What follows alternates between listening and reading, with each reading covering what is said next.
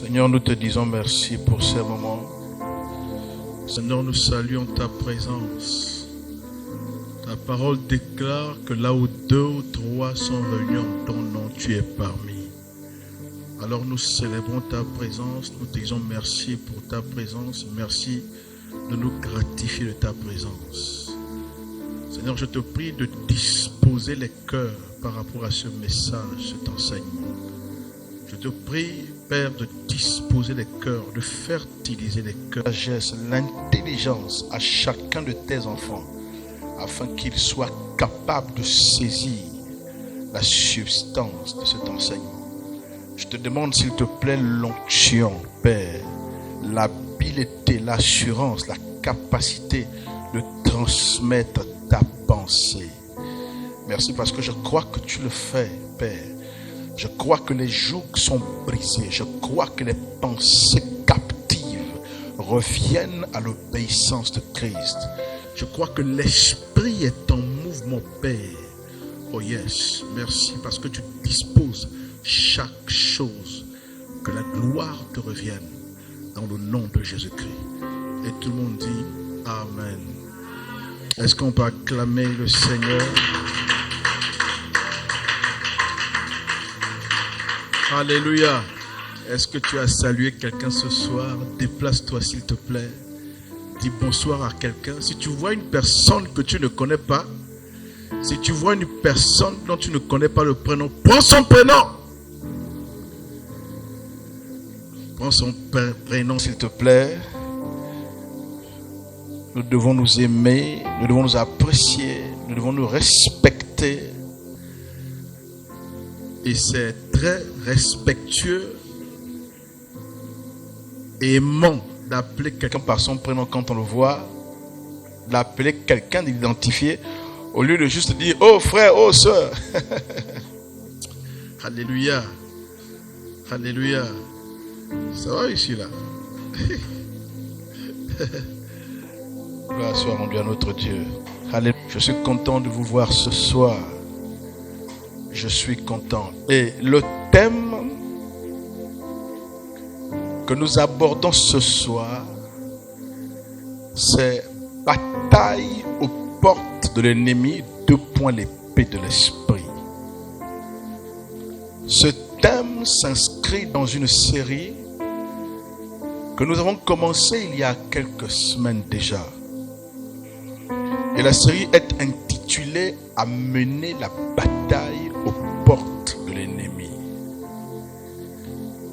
Cette série est un appel à refuser de subir continuellement les attaques de l'ennemi et de ne réagir qu'après coup. Dites je refuse. Dites je refuse d'attendre d'encaisser, d'attendre de prendre des chocs et de ne réagir qu'après avoir été blessé. Alléluia. Donc cette série sur amener la bataille à la porte de l'ennemi, c'est une prise de conscience du pouvoir que nous avons. De ne pas être cantonné, de ne pas être le genre de chrétien qui n'attend que se défendre. Je refuse. Je refuse de ne faire que la défense. Je vais aussi passer à l'attaque. Parce que l'avantage de passer à l'attaque, c'est de surprendre l'adversaire. L'avantage de passer à l'attaque, c'est de détruire une offensive, éventuelle offensive, que peut-être que l'ennemi préparait. Donc tu tues le combat dans l'œuf. Dites, j'ai la capacité de passer à l'attaque. Nous parlons de passer à l'attaque parce qu'en tant qu'enfants de Dieu, nous l'avons déjà vu.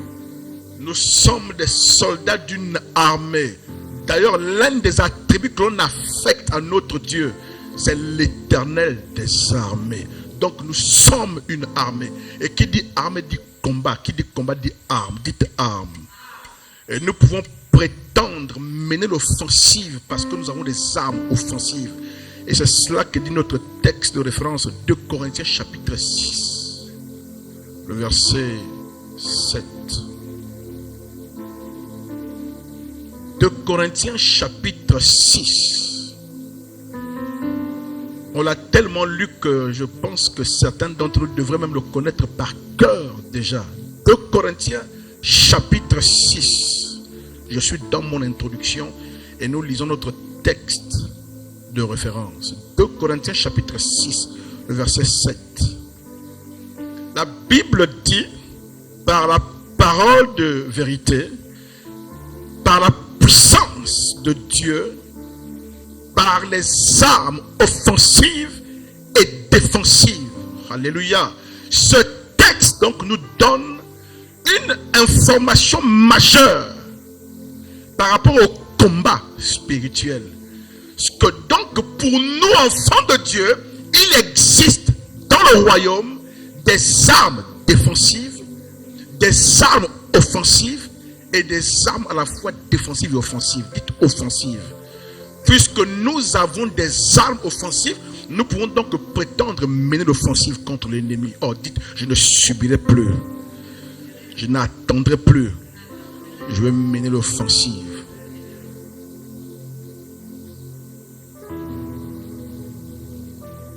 Et comme le thème le précise, l'épée de l'esprit, nous l'avons déjà vu également, que l'épée a la particularité, l'épée de l'esprit, d'être une arme non seulement défensive, mais une arme offensive. Dites pour mener l'attaque. Pour mener l'attaque. Yeah. Dites l'épée de l'esprit, qui est la parole. L'épée de l'esprit nous permet de mener l'attaque. Mais en fait, quand on parle de mener l'attaque, il faut comprendre de quoi il est question. Ce dont il est question, c'est d'anticiper la bataille, d'anticiper sur les attaques de l'ennemi et les détruire avant qu'il ne passe à l'acte. Dites anticiper. Et dans ce message, j'aimerais nous montrer comment est-ce que l'épée de l'esprit, cette arme, nous permet-elle d'anticiper les batailles contre l'ennemi et les détruire avant qu'il ne passe à l'acte. Alléluia. Et je dois comprendre comment l'épée de l'esprit m'aide à anticiper les batailles. Alléluia. Le premier point. Oh, Seigneur, je te dis merci pour la révélation de ta parole.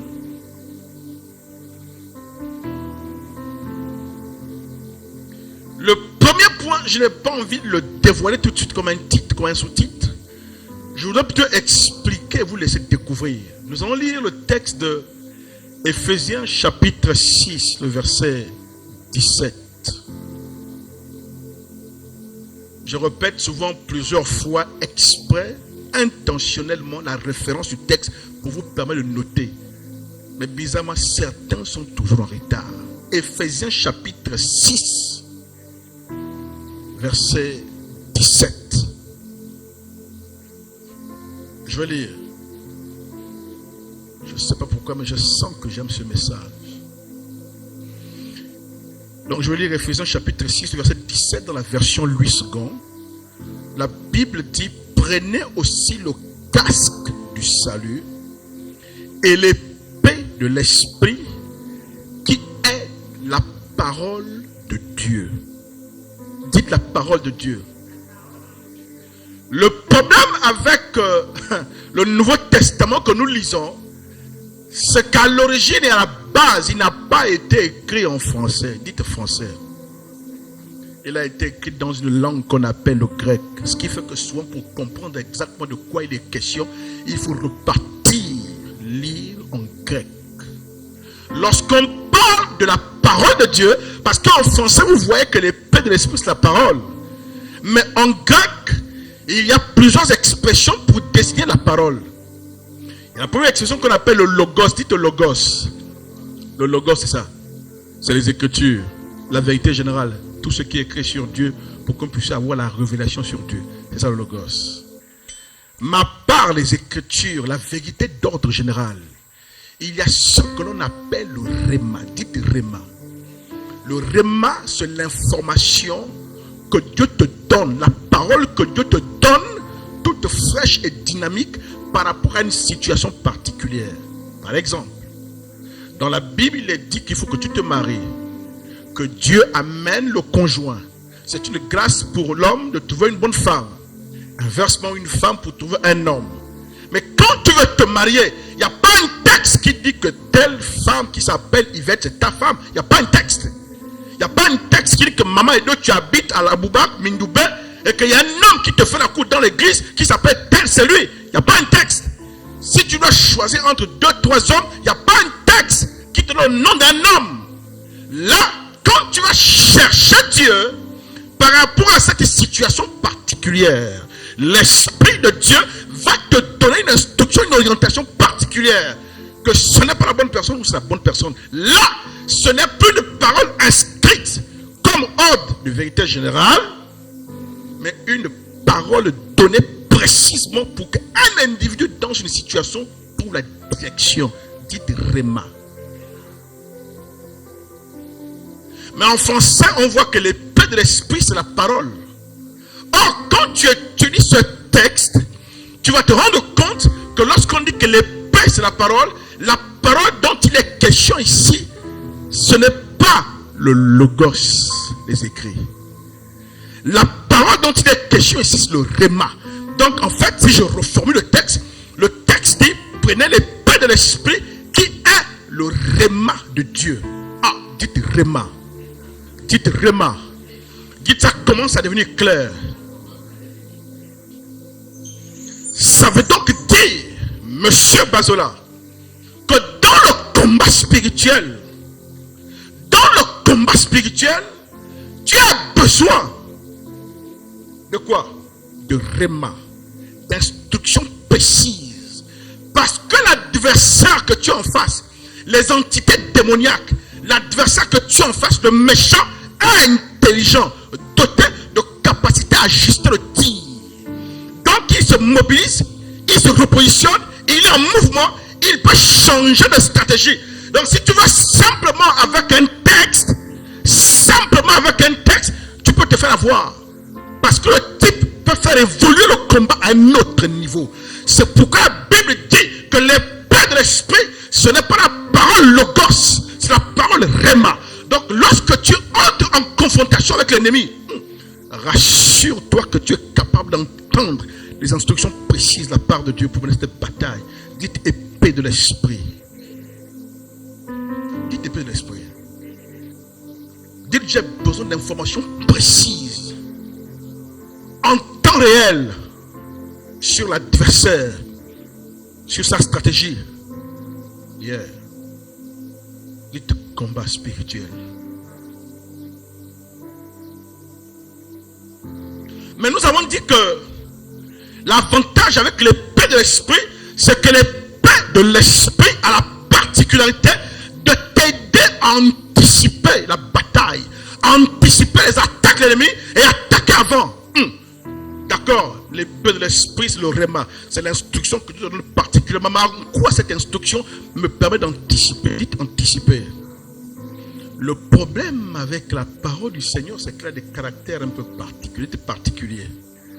Chaque fois qu'on parle de parole, nous dans la sphère humaine, on s'attend à avoir un son. Dites son. C'est tout à fait normal, non? L'esprit nous parle dans notre cœur, vrai ou faux? L'esprit nous parle dans notre cœur, vrai ou faux? Ou bien parfois tu viens assister à un enseignement comme ça, le prédicateur est en train de prêcher, je suis là. Tu écoutes le prédicateur, mais à un moment donné, le prédicateur commence à décrire une situation par laquelle tu passes. Tu as comme l'impression même que quelqu'un t'a trahi chez le prédicateur. Est-ce qu'il me connaît? Est-ce qu'il a découvert? Est-ce que quelqu'un qui m'a invité à l'église et allait raconter ma vie? Donc le prédicateur commence à décrire des situations dans lesquelles tu te trouves et donne des orientations particulières. Et tu le sens que ça, c'est Dieu qui me parle par le prédicateur. Dites réma. C'est un réma qu'il te donne.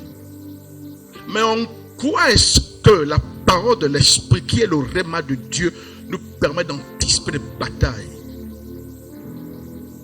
Dites en quoi? Un homme de Dieu en quoi? La parole de Dieu qui sort de sa bouche ne vient pas toujours comme un son. Quelqu'un dit oh. La parole de Dieu, lorsqu'il la libère, lorsqu'il te parle, ça ne vient pas toujours comme un son. On va lire Habakkuk chapitre 3, le verset 1.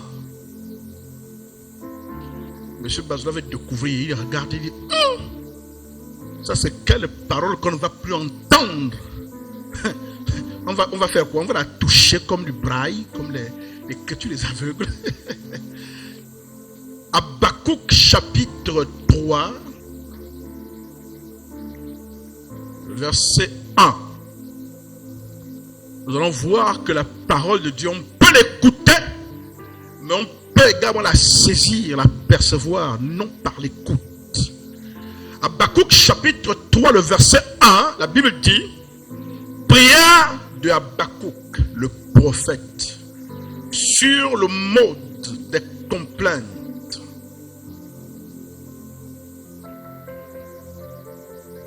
Alléluia.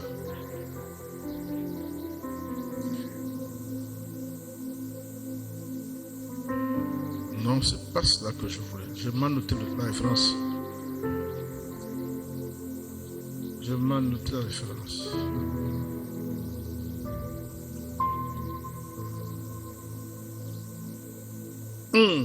C'est plutôt Habakkuk chapitre 2, verset 1. Alléluia. J'étais à mon poste et je me tenais sur la tour.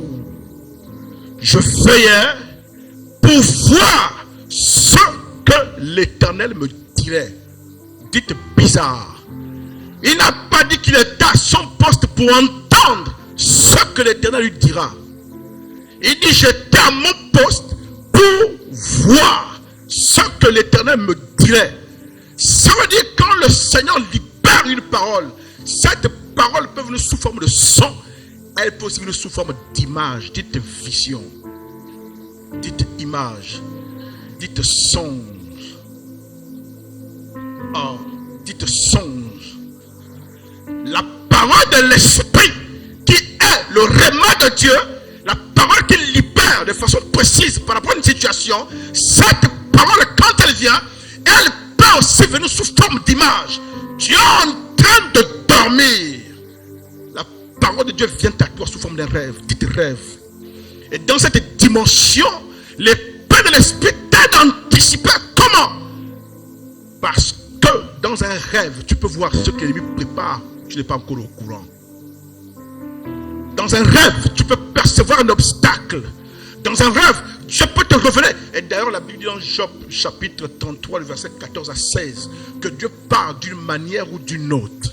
Et la Bible dit qu'il parle parfois par des rêves lorsque les hommes sont livrés à un profond sommeil. Et la Bible dit, il leur donne des avertissements.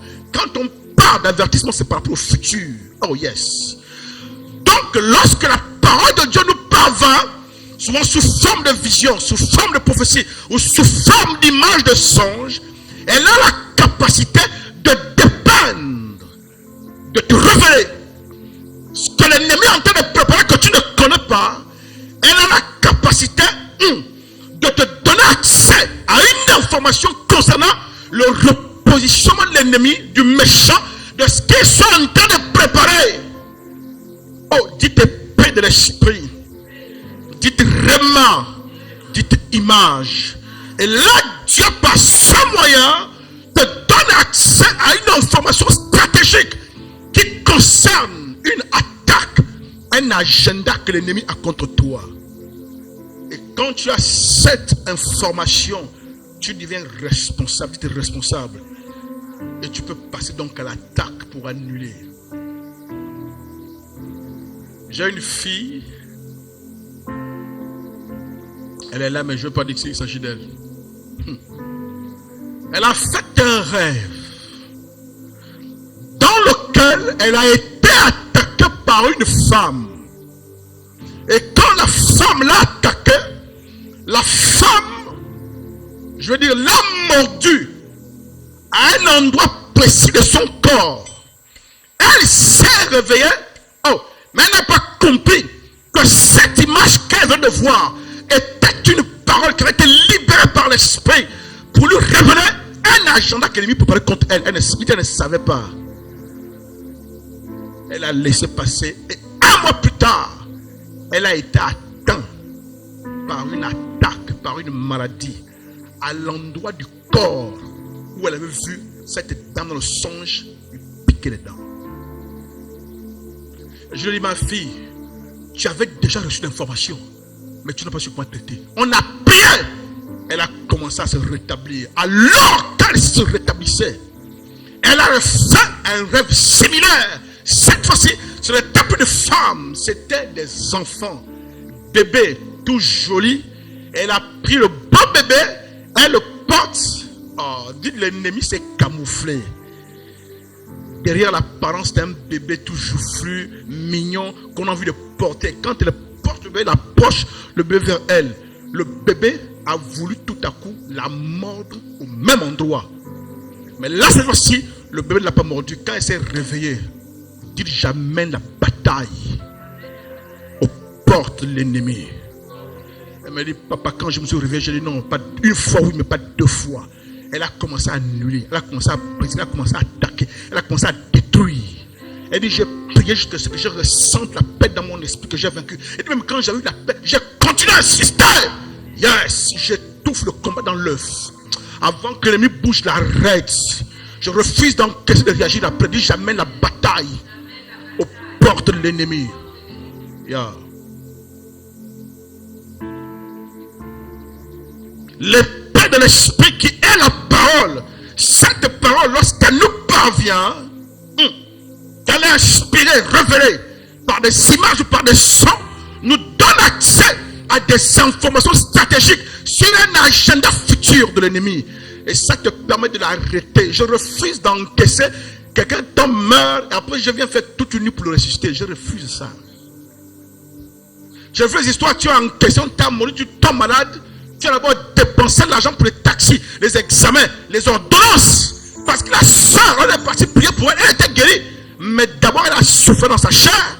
2, elle a dépensé le taxi pour aller à l'hôpital. 3, les examens et les ordonnances. C'est l'argent que l'on peut faire autre chose avec ça. Oh, dit, je refuse de réagir après coup. Et le problème, c'est que la réalité de chaque chrétien, assez souvent les chrétiens dorment, attendent d'être secoués, d'encaisser avant de réagir. Dit, non, je refuse d'encaisser. Je refuse d'encaisser d'abord et de réagir après. Et certains disent qu'on n'aime pas le combat. Non, moi je suis un homme de paix, j'aime pas le combat. Oh non, je préfère être en paix. Non, je ne provoque pas. Et certains pensent, ils disent que non, si je ne provoque pas le diable, lui aussi ne me provoquera pas. Oh, tu te trompes. Le jour où Jésus, dans Matthieu chapitre 16, 18, a mentionné le nom église pour la première fois, quand il a dit je bâtirai mon église, et il a dit quelque chose, les portes du séjour de mort ne prévaudront point. Ça veut dire que par cette déclaration, Jésus vient de dire que l'église qui va bâtir sera en conflit, en combat avec l'enfer. Ah, dites affaire de combat là, et même rattacher la définition de l'église. Ah, dites rattacher. Même si tu es sage, même si tu aimes la paix, même si tu es l'amour du Seigneur, même si tu es la brebis du Seigneur qu'on peut tendre comme on veut, dites je suis dans un escadron de combat. Je suis dans une unité d'élite. Élite combat. Oh non, je préfère avoir mon omelette. Je fais mon omelette, mon gars et moi on mange. On n'aime pas les problèmes. Nous sommes les hommes de paix. On est les hommes de... Ah non, dites, il n'y a pas une affaire de paix là. Dites combat. Et ce moi dit non, pasteur, j'ai trop perdu les cheveux comme ça, pardon. Laissez-moi tranquille. Ah, dites combat. Tu n'as qu'à perdre jusqu'au cil, au sourcil, la barbe, s'il le faut, dites combat. Yeah. Combat. Donc l'épée de l'esprit nous permet d'anticiper sur les attaques de l'ennemi. Nous permet d'anticiper sur son agenda par des informations stratégiques. Parce qu'en termes de guerre, l'information c'est quelque chose de spécifique et de particulièrement important.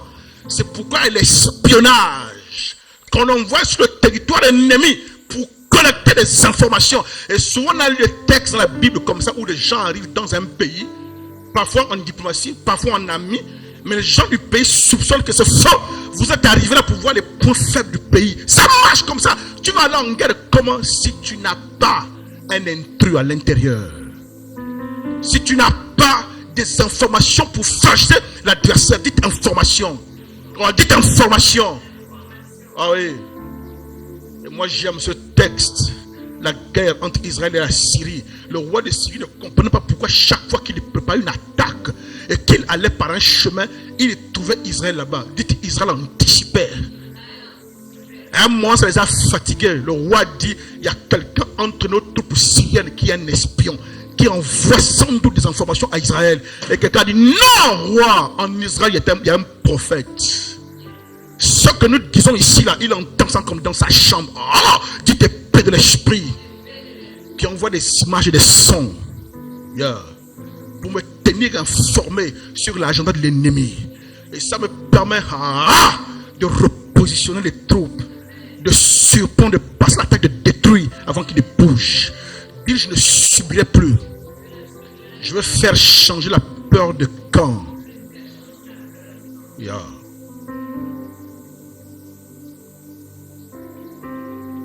Donc l'épée de l'esprit, par les informations particulières et stratégiques qu'elle nous donne concernant le mouvement de l'ennemi, ça nous permet d'anticiper, de détruire.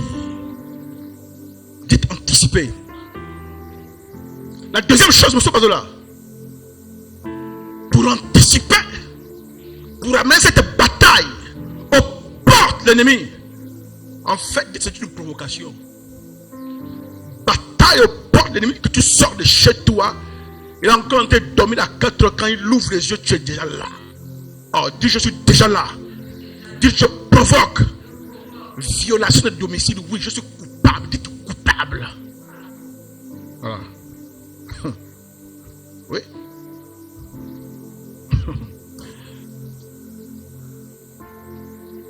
Mais quand tu as eu des informations, ma fille, même quand tu n'as pas eu d'informations, la Bible te donne le pouvoir de faire certaines choses. La Bible comme parole de l'esprit, la Bible comme écriture, la Bible comme épée de l'esprit aussi, te donne le pouvoir, l'autorisation, Luc, dites, d'aligner les planètes. Mon père Pébé disait une expression que j'aime. Certaines personnes disent qu'il faut battre le fer quand il est chaud. Et mon mentor Pébé disait non, je ne suis pas de ceux qui battent le fer, qui battent le fer quand il est chaud. Il dit je suis le genre qui battent le fer jusqu'à ce qu'il chauffe. Vous n'avez pas compris la différence. C'est-à-dire qu'au lieu d'attendre de chauffer d'abord le fer, parce que les forgerons, quand ils travaillent le fer, on prend le fer, on met au feu. Et quand le fer est exposé au feu jusqu'à une certaine température, le fer se ramollit. Et facilement on peut travailler en métallurgie. Donc quand le fer est au feu, tu peux t'asseoir pour attendre qu'il ramollisse. Comme pour dire que dans la vie, il faut attendre le moment favorable avant d'agir. Mon père disait, je n'attends pas le moment favorable. Il dit, même s'il n'y a pas le feu, je vais taper sur le fer là jusqu'à ce que je donne chauffe et je le ramollis. Alléluia. Il dit, je n'attendrai pas. Il dit, je n'attendrai pas. Et la Bible ne te donne pas d'attendre. Même s'il n'y a pas le réma, ma fille Rosine, même s'il n'y a pas le réma, même s'il n'y a pas un rêve, même s'il n'y a pas une information stratégique, mais la Bible te donne des angles. Il y a une expression, pour la plupart d'entre vous la découvrir. Commander au matin, dites commander au matin. Cette expression se trouve dans Job chapitre 38, le verset 12. Job 38, verset 12.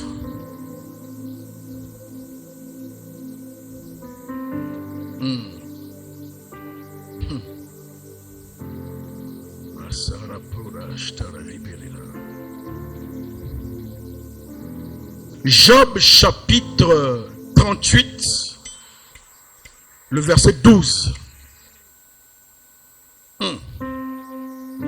Je vais lire du verset 12 au verset 15. Est-ce que vous y êtes? Je suis là. Tu t'es retrouvé? Ne va pas chercher Job dans le Nouveau Testament, ma fille. C'est pour rire que je dis ça.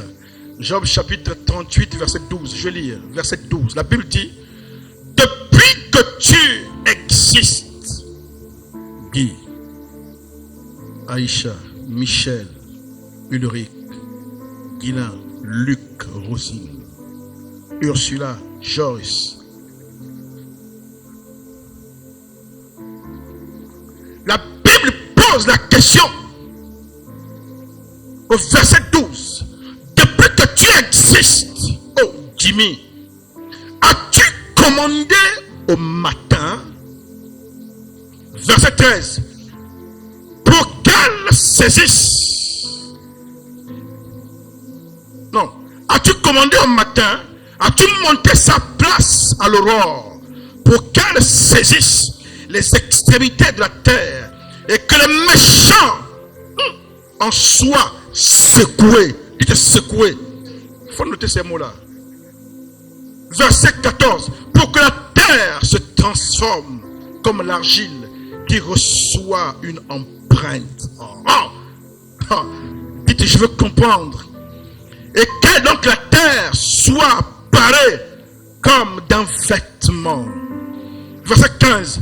Pour que les méchants soient privés de leur lumière et que le bras qui se lève soit brisé. Là, nous sommes dans le contexte d'un homme qui s'appelle Job. Dites Job. Dites Job. Job, vous connaissez l'histoire pour la plupart d'entre vous. Cet homme dont un jour Satan revenait de parcourir la terre. Suivez s'il vous plaît. Satan revenait de parcourir la terre. Et Dieu va se vanter de la justice de Job. Et va dire à Satan: as-tu vu mon serviteur Job? Dans la discussion, Satan va dire à Dieu: mais tu le protèges, c'est pourquoi il est comme ça. Et tout le bien que tu lui as donné, c'est pourquoi il te sert. Et Satan va dire: laisse-moi toucher à tout ce qui lui appartient. On va voir si tu es craint. Le Seigneur va permettre. Il va toucher au bien de Job, à sa famille, il va tout détruire, même les enfants. Et c'est un livre qui pose souvent problème, qui remet en question et en débat la problématique de l'amour de Dieu. Comment un père responsable peut exposer un fils à la maladie de son corps, père des enfants, tout perdre? Oh, dites bizarre. On ne va pas rentrer dans ce débat parce que Job est un livre poétique et certaines choses sont écrites de façon imagée, en fait, pour véhiculer les vérités.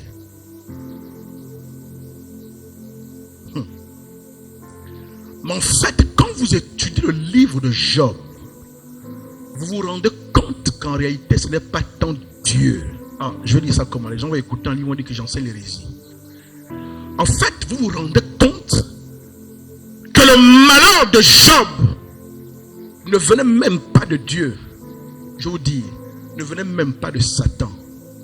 Job chapitre 1 du verset 1, 2, 3, 4, 5 décrit l'état d'esprit qui animait Job. Chaque fois que ses enfants allaient faire une fête, lui disait: il faut que j'aille offrir des sacrifices pour chacun d'entre eux. Sait-on jamais, peut-être qu'en pleine fête là-bas, ils ont péché, ils ont énervé Dieu. Dites peur, dites crainte. En fait, Job avait beaucoup de choses, avait des enfants, mais ça, les 5 premiers versets, et ces versets sont extrêmement importants, puisque les versets introductifs du livre de Job. Donc la clé pour comprendre ce qu'est le Job se trouve à l'intérieur. Ça ne commence pas par l'échange de Satan et Dieu, ça commence par la description de l'état d'esprit de Job. Pourquoi on commencerait le livre par la description de son état d'esprit si son état d'esprit n'a rien à voir avec la compréhension de la suite introduction? Dites peur. Et on va voir un début d'explication dans Job chapitre 3, verset 25. Dites la peur. Oh, dit, je refuse d'avoir peur. Job 3, 25, il dit, ce que je crains, c'est ce qui m'arrive. Ce que je redoute, c'est ce qui m'atteint. Oh, mais oui, Job, t'as peur de perdre ce que tu avais, t'as peur de perdre tout ce que tu as amassé, l'état d'esprit de peur que tu as entretenu, dans lequel tu as vécu, a fait quoi? A donné accès et permis.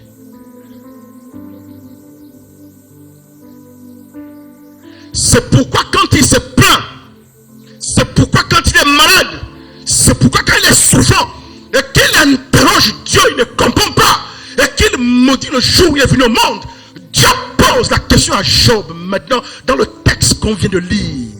Job 38, verset 12. Parce que durant tout le livre, Job parle d'abord, ensuite sa femme parle, ensuite les amis parlent, mais quand Dieu rentre en scène, dites Dieu rentre toujours en scène. Ah, Dieu dit maintenant, Job, assois-toi, on va parler petit. Et il va montrer maintenant les points faibles de la démarche de Job. Il lui dit, il t'est déjà arrivé de commander au matin. Et le texte explique, commander au matin, pourquoi? Est-ce qu'on n'a pas lu? Il dit, lorsque tu commandes au matin pour que la terre soit comme de l'argile, sur laquelle on met une empreinte. Vous savez que l'argile, quand l'argile est entre les mains du potier, le potier façonne l'argile et lui donne la direction, la forme qu'il veut. Donc Dieu est en train de dire à Job que si tu avais parlé, tu aurais conditionné ta destinée. Oh yeah. Au lieu d'avoir peur, au lieu d'entretenir la peur, au lieu de vivre dans la peur, Job, si chaque matin tu avais parlé au matin, tu avais donné des ordres, l'empreinte de tes paroles, ce serait imprimé sur le cours des choses. Et la Bible dit que non seulement la terre aurait été entre tes mains comme de l'argile, mais la terre, ce serait revêtue de vêtements. Donc c'est comme si en fait tu aurais habillé, coloré la terre avec tes désirs, ce que tu voulais. Mais il n'a jamais fait ça. Il a vécu dans la peur, faisant des sacrifices. Un peu comme je vous ai dit ici, non? Que le 31 décembre, beaucoup viennent à l'église à cause de la peur. Ils viennent se planquer dans l'église. Que je peux faire crier bonne année dans l'église. Il ne faut pas que la bonne année me trouve à l'extérieur. Dites la peur. Et dans le verset 15 de Job 38, la Bible dit une autre chose que j'aime. La Bible dit, non seulement pour que la terre en question puisse être modélée par tes paroles, mais pour que le méchant soit privé de sa lumière. Donc, il y a un environnement, oh my God, qui est favorable aux méchants. Et cet environnement se développe quand tu ne commandes pas au matin. Mais quand tu commandes au matin, en fait, tu sèmes le trouble dans l'environnement du diable, dans l'environnement du sorcier de ta famille. Tu la prives de sa lumière, il ne peut plus opérer. Et la Bible dit que le bras qui était levé baisse. Ça veut dire que même celui qui s'apprêtait à frapper, tu élimines. Pourquoi? Parce que tu as commandé au matin. Pas parce que tu as eu une information particulière. Parce que parfois il y a des choses que tu ne sais pas. Mais est-ce que tu sais que la Bible t'autorise et presque te recommande, non, pas presque te recommande de commander au matin. Toi tu dors, tu ronfles. Oh, mais problème de dos. La veille sonne à 4 heures. Demain, pasteur, demain. Seigneur, là, c'est fort. Dites fort. Maman est dos. Dites fort. On veut te revoir sur la veille. Tu es déjà rétabli. Avec la diaconesse. Veille de prière ici là. Il faut que tu t'inscrives dans une veille de prière. Nous avons une école de prière ici. Et on a des veilles de prière qui s'enchaînent de 23h à 6h du matin. 1h, 23h, 24h. Donc tu choisis l'intervalle qui te sied. Si tu dors beaucoup, tu te lèves tôt, tu prends 5 heures. Si tu veilles beaucoup, prends 23 heures. Dites-nous commandons au matin. Ça appelle la constance dans la prière. Ça appelle la prise de conscience de ton autorité. Dis, je ne marcherai pas dans la peur. Je commanderai au matin. Quand je me lève, j'ordonne et commande la journée, ce que la journée sera pour moi. Oh, je parle à mon boulot. Je parle au client, monsieur Mazana. Oh, ça fait un mois, je n'ai pas de client. Non, parce que tu n'as pas commandé au matin. J'ordonne au nom de Jésus que les clients viennent du nord, viennent du sud, viennent de l'est, viennent de l'ouest, viennent du centre, ils viennent à moi. Yes. Je suis au boulot, le corps de mon patron est disposé à ma faveur. La Bible dit que le corps du roi dans les mains de Dieu est comme un torrent. Il incline à gauche, il incline à droite. Tu commandes, tu parles, tu libères ta parole. Et je vous ai déjà enseigné que les paroles ne meurent pas, restent dans l'atmosphère. Dites ces paroles restent dans l'atmosphère. Il y a la fille du pasteur Christ Yakilomé, une fille spirituelle, qui un jour avait été diagnostiquée d'un cancer, entre du maladie bizarre. Et la crainte de mourir la sollicitait. Et pendant qu'elle était dans l'avion, et qu'elle volait au-dessus des nuages, dans l'avion, avec la crainte de mourir, quand tu regardes le diagnostic médical, c'est ce que le médecin t'a dit. Et là, elle a entendu l'esprit lui parler, ma fille, tu ne peux pas mourir. Elle n'a pas compris pourquoi je ne suis pas immortel, comment je peux mourir. Le Seigneur lui a dit, dans ta vie, tu as tellement déclaré des choses positives sur ta vie. Tu as tellement déclaré la parole de Dieu sur ta vie, que pour mourir, il faut que l'on déclare la mort sur ta vie jusqu'à ce que les paroles négatives pèsent plus que la vie que tu as déclarée sur toi. Et il dit que ta vie est tellement chargée, saturée de paroles que tu as déclarées, que tu ne peux pas mourir. En fait, la seule manière de renverser le processus, ce n'est pas un cancer. Il faut qu'on répète les malédictions jusqu'à ce que les malédictions renversent les paroles positives. Dites, je déclarerai sur ma vie.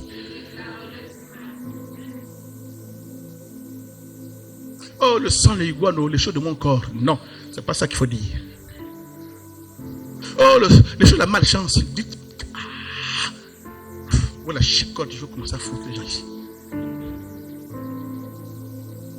Dis, je n'ai pas le sang d'iguane. Je n'ai pas la malchance. Jimmy, tu n'as pas la malchance. Dis, je n'ai pas le sang d'iguane. Oh, moi, oh, les choses de mon corps. Ah, quelles choses de ton corps. Oh, dis, j'appartiens au Christ. Et j'ai le pouvoir. Après cette série, on abordera la série sur l'autorité de croyants. Vous allez découvrir des choses.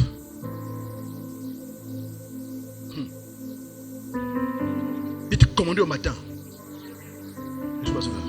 Tu libères. Quand les enfants dorment, tu déclares, tu proclames, tu prophétises. Mes enfants seront les meilleurs à l'école. Ils réussiront. Je suis leur père, c'est moi qui les ai engendrés. Si j'ai le pouvoir de maudire, qu'aucun fétiche ne peut enlever. Est-ce que vous avez remarqué que quand votre père, votre mère vous maudit, tu vas même chez un prophète, tu vas même chez un ganga, il dit qu'il y a quelque chose qui te bloque, va voir ta mère, réconcilie-toi. Ça veut dire que c'est un pouvoir que le ganga ne peut pas briser. Tu dis, moi, je n'ai pas que le pouvoir de maudire, je peux bénir. Tu vous êtes engendré par moi. Je vous ai porté dans ma main, je n'ai pas été, vous n'êtes pas maudit. Tu réussiras, tu gardes. Oh! Aucune maladie ne te menacera. Jamais. Tu es ma fille, mon fils. Personne ne t'atteindra. Tu seras combattu, mais jamais vaincu. Ils viendront vers toi par un seul chemin. C'est qu'il y aura bataille, mais ils s'enfuiront par 7 chemins. Je déclare, quand l'enfant dort, tu prophétises. Ah! Dis, je prophétise sur mon enfant. Même ta femme dort, tu viens, tu parles, tu mets la main, tu parles, tu le libères, tu parles. Tu es au salon, tu parles à l'atmosphère de ta maison.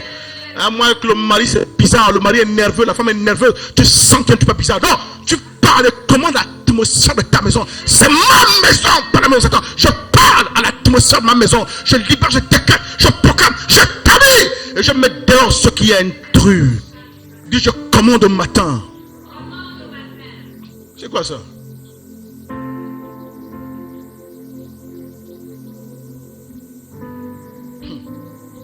Et ce que Dieu va enseigner à ce que Dieu va enseigner à Job, David l'avait déjà compris. Parce que David dans le psaume 119 verset 47. Psaume 119.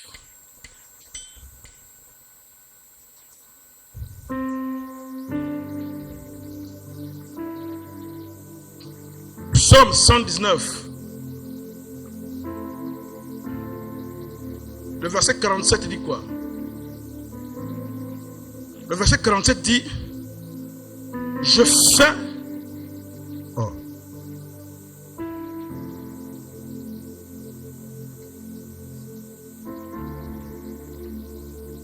Bien, j'ai mal noté. Pasteur Michel, tout ça, la Bible numérique. Le texte qui dit défoncer l'aurore. Je regarde Psaume 119, verset 47, là, je fais mes délices de tes commandements, je les aime. Je lève mes mains. Non, c'est pas ça. Donc j'ai mal noté. Oh là là. Retrouvez-moi ça dans la Bible numérique, s'il vous plaît. Tapez défoncer l'aurore. Vous tapez aurore, défoncer l'aurore dans le psaume, le texte, vous le trouverez très facilement. Psaume 119, verset. Ah, c'est pas 47, c'est 147. Psaume 119. Donc, Psaume 119, verset 147. La Bible dit: je dévance l'aurore et je crie. J'espère en tes promesses. C'est ça, non? C'est David qui parle, non? Il dit: je dévance l'aurore. L'aurore, c'est quoi? C'est le matin, le lever du jour. Et il dit: je dévance l'aurore. Donc, je me lève avant le jour. Et il dit: il fait quoi? Il crie. Et il dit: il espère en promesse du Seigneur. Mais il crie quoi? Dites-moi, il crie quoi? Quand je prie en criant, il crie quoi, monsieur Bouma? Toi, tu nous as enseigné ici qu'on ne crie pas quand on prie, il n'y a pas de problème. Mais il crie quoi? Dis, il crie quoi? Il crie quoi? Vous m'avez dit que vous êtes un homme de paix. C'est un homme de paix. Il dit qu'on ne crie pas. Il n'y a pas de problème. Je suis d'accord avec lui que Dieu n'exauce pas parce qu'on crie. Je suis d'accord. Mais j'ai dit de David de crier quoi? Il s'est levé avant l'aurore. Hein? Docteur Luc, vers 5 heures, comme tu te lèves là, David dit qu'il s'est levé. Donc David était dans la veille de prière du docteur Luc. Qu'est-ce qu'on va calmer Jésus? Ça, c'est les gens de la veille de prière avant le matin. Il crie quoi? Il crie quoi? Il faut faire l'exégèse du texte. Il crie quoi? Sur Dieu, non, écoutez, sur Dieu, il dit: j'espère en tes promesses. Lui se lève et crie. David est un soldat, c'est un guerrier. Et la plupart des psaumes sont contextualisés dans le langage de combat. Alléluia. Donc quand il crie, et les soldats, même les gens qui font les armations, ils crient toujours. Quand ils crient, c'est qu'ils ont une position de combat. Donc quand David criait, il priait, il les déclarait, il leur donnait et il décrétait, dit décret. David aussi dévançait le matin. Il commandait au matin avant que le matin arrive. Regarde, je ne subirai pas ce qu'ils ont fait la journée et la nuit. Jamais. Ils ont fait les réunions bizarres. Oh, Aïcha doit échouer. Oh, elle doit faire l'accident. Vous avez menti. Je viens, je détruis, j'annule, j'abats. Que j'ai reçu le rêve ou je n'ai pas reçu le rêve. Que j'ai reçu l'information ou pas. Mais le matin, je n'affronte pas la journée comme ça. Vous comprenez qu'il faut prier avant d'affronter la journée. Oh, dis, je vais modeler ma journée.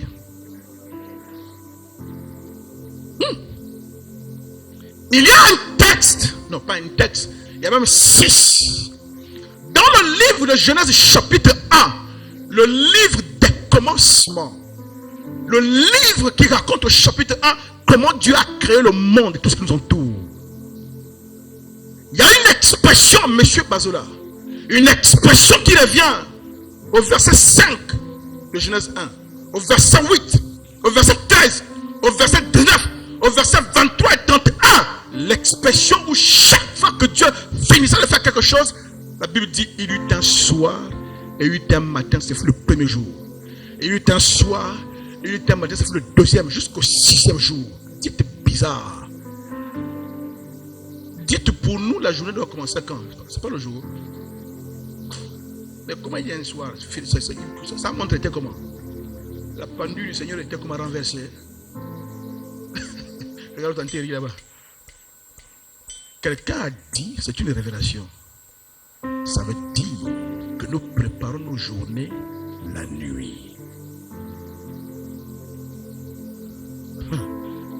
Quand toi la nuit c'est pour digérer le foufou, au dongo, le gari, et tu vas me taper là. Si tu crois que la nuit, hein, Maman Edo, tu ris. Si tu crois que la nuit, c'est juste pour digérer ça. Et quand tu te réveilles le matin, tu bailles. J'ai bien dormi, hein. J'ai fini de digérer. Parce que pendant que tu dormais, il y a d'autres qui ne dorment pas. Eux, ils préparent les journées. Ils commandent, ils maudissent, ils ordonnent le soleil, ils ordonnent la terre. Est-ce que vous savez que parfois vos voisins sont des sorciers? Ils viennent danser, je vous dis, ils viennent danser devant votre porte. Ils pissent, ils crachent. Parfois même vous dormez. Ils viennent prendre la terre qui est devant votre terrasse. Vous ne savez pas. Ils viennent prendre la terre qui est devant votre porte. Ils font des choses. Pourquoi? Parce que cette maison doit être limitée. Et toi tu digères tes cotises toute la nuit. Tes spaghettis viande, tes saucisses, les merguez. Tu te réveilles à 6 heures, tu bailles. Seigneur, merci. Et tu pries que 5 minutes sans la direction de l'esprit. Merci Seigneur pour... tu m'as gardé toute la nuit. Amen. Amen. Hey, celui-là. Amen. La vie est belle. Ta cigare. Oh, mais ta cigare, tu as les gardes, viens me chercher. Viens me chercher. Quand tu commences la journée là, les énervements qui commencent à t'accueillir à côté taxi. Après le monnaie, dès que tu as mon boulot, dites bizarre. Il y a une sorcière. Oh, on va prier le temps de passer. Il y a une sorcière qui a raconté que lorsqu'on attaque un chrétien qui a le feu, première mission, il faut éteindre le feu que le chrétien a. Elle dit comment on fait pour éteindre le feu qu'un chrétien a. Elle dit on mobilise toutes les relations qui sont autour de lui. Ça peut être son mari ou sa femme, ses enfants, son patron, ses collègues, les taxis. Autour de lui doit être utilisé pour créer la colère, l'amertume, le remplir de tout. Et pour qu'il soit habité par la colère et que le feu s'éteigne pour qu'il devienne vulnérable et atteignable. Donc toi quand tu te réveilles là, un jour je t'ai raconté l'histoire, non? Quand tu étais encore à Ozangue.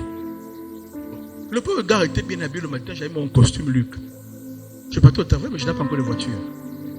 Je sors la route, j'arrive à la route. Il y a un embouteillage de beaucoup de véhicules qui se suivaient, donc j'ai décidé de marcher. Je n'ai embêté personne, monsieur Bouma. Je suis en train de marcher pour moi, dites pour moi. Je marche comme ça, monsieur Bazola, j'entends, regarde-moi lui là. Je me retourne comme ça, un gars assis dans un clando, il me parle. Il dit, regarde-moi lui là. Il va au travail à pied, il ne peut pas s'acheter une voiture. Ils sont mis à rire, et la voiture a demandé de partir. Je suis resté en train de me demander, est-ce que je m'énerve? Est-ce que je m'énerve pas? Donc voilà, il est parti. Hein. Ta journée, tu vas t'énerver et tu vas arriver au boulot déjà en boule. Ça, c'est planifié par l'ennemi.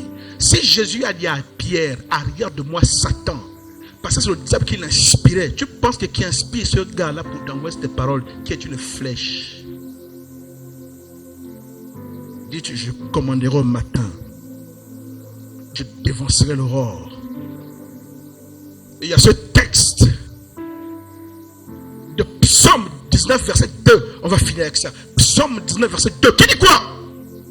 Oh, qui dit que le jour enfante un autre jour. Dites Seigneur, aide-nous à comprendre ces choses. Je refuse de subir. Psaume 19, on va finir avec ce texte. Psaume 19, le verset 2.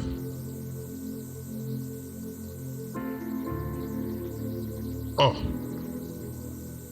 Verset 3. Ah, mais qu'est-ce qui s'est passé aujourd'hui, pasteur? Oui, parce que la Bible sur Internet, souvent, elle est décalée, certaines versions. Psaume 19, verset 3. La Bible dit: le jour en instruit un autre jour. La nuit donne connaissance à quoi? À une autre nuit. Ce texte, l'une des lectures les plus simples qu'on peut faire, ça veut dire que les jours qui suivent fonctionnent sur quoi? Sur la base des jalons que les autres jours ont posés. Mais vous et moi savons que le jour n'est pas un sujet actif. Est-ce que le jour parle? La terre tourne, est-ce qu'elle parle? Est-ce qu'elle parle? Chez nous ici, quand il fait nuit, actuellement aux États-Unis, au Canada, il fait jour. Donc ton jour n'est pas le jour de là-bas. Donc le problème, ce n'est pas le jour du jour. Donc quand on parle de jour scientifique, on sait que ce n'est pas un problème de jour, quoi. Non, nous savons que c'est parce qu'en fait, à un moment donné, nous, on fait la rotation, la Terre fait la rotation, et la partie de la Terre qui n'est plus exposée au soleil rentre dans l'obscurité. Vrai ou faux? Est-ce que la Terre a parlé à quelqu'un? Est-ce que la Terre a parlé à quelqu'un? Mais donc, quand on dit que le jour enfante un autre jour, hein? Tu dis? Un autre jour. Ça veut dire qu'il y a des instructions qui sont données dans le précédent jour qui vont conditionner l'autre jour. Ces instructions sont données par qui? Oh, ma vie est bizarre. Oh, les mêmes choses se reproduisent. Moi, je ne comprends pas. Il y a comme une limitation. Dites, il y a une source. Et justement, ce texte, quand on l'étudie en hébreu, il y a un mot. Je crois Naba, qui veut dire source. Qui veut dire ce qui arrive dans les autres jours là-bas a une source quelque part. Dites moi-même, je vais décréter, je vais donner des instructions pour les autres jours de mon existence. Oh, je ne laisserai plus personne faire ça. Parce que jamais la bataille aux portes de l'ennemi. Lève-toi, on va prier. J'amène la bataille